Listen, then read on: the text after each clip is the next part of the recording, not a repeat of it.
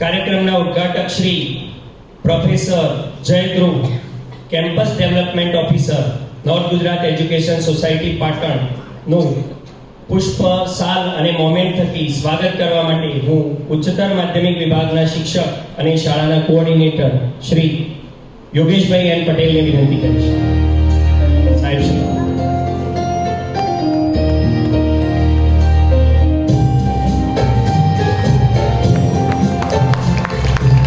તાળીઓના કચાશ રાખીએ.